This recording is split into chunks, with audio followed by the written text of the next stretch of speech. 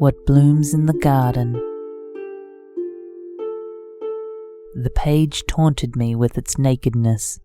I sighed and thought to find the words to cover it outside the window. The roses were full and luscious, bursting with reds and pinks that brightened the garden like fireworks across a night sky. It was no fault of my own that they were like that any of the garden displayed so much beauty. He rose from his knees. Drops of sweat glistened against his sun-kissed skin. His arm muscles taut as he heaved a shovelful of fertilizer over the garden bed. The fertilizer like a blanket tucking the roses in so they were safe and secure.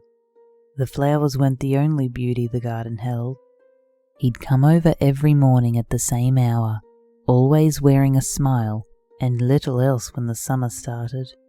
He'd wave at me from outside the window as I slumped in my chair, waiting for inspiration to hit. Since I'd moved to the cottage, I'd grown to love everything about that garden. The colours, the scents, the butterflies it attracted, the distractions it would give me. I'd asked the flower shop owner in town if she knew anyone that could bring it back to its former glory, prune out the weeds and cut away the overgrown bushes that were blocking the smaller ones from thriving in the sunlight. She'd said he had a green thumb that could turn any patch of dirt into a fairy's dreamland. Would you like a cold drink? I'd allowed myself a break from the torment of the pen and page and ventured outside. He didn't speak a word of English, and the only French I knew was what I could remember from 8th grade language studies, and being that I was often distracted by my best friend Maddie, trying to make an origami Eiffel Tower that would eventually turn into a paper plane, what French I knew barely extended beyond bonjour. I held a drink out to him, the ice cubes jangling against the inside of the glass. He smiled and took the glass, the tips of his fingers brushing against mine. He'd understood. He was younger than I was, maybe 8 or 9 years, depending on how long I'd been 35 for now. Still baby-faced where I had lines around the corners of my lips, a punishment for having too much fun.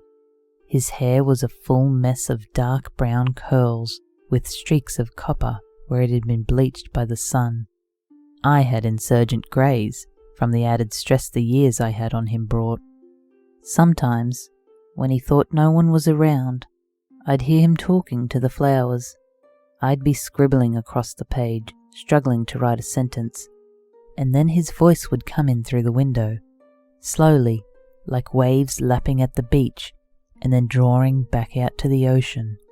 I'd get a win, and the words would seemingly pour out of the end of my pen by themselves. He would repeat the same words over and over again. I didn't know what they meant, but they would dance around inside my head even when he wasn't there. At night, I'd keep the TV on in the lounge room for company.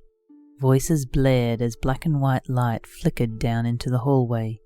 I'd walk from one room to the other, notebook still in hand, hoping for the feeling to hit again.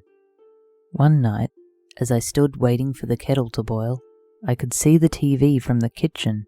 It was playing an ancient soap opera with a bejeweled woman calling out from a balcony to a dashing young man in a tux below. Romeo and Juliet, they were not. But as the kettle steamed and clicked off, I caught a familiar word. I went into the lounge room and switched on the subtitles. With all my heart, every day you take my breath away. It pains me not knowing that you feel the same way. I love you, the man in the tux cried out. I would have laughed and changed the channel, had I not heard something similar before. I jotted down the words in my notebook.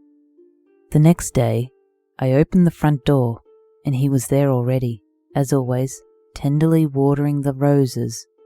I stared at him. Was it true? He saw me and smiled. I said the words I'd heard last night on the television. He dropped the watering can. I stepped outside, my bare feet onto the soft, damp grass. He came closer and took me in his arms. Yes, it was true.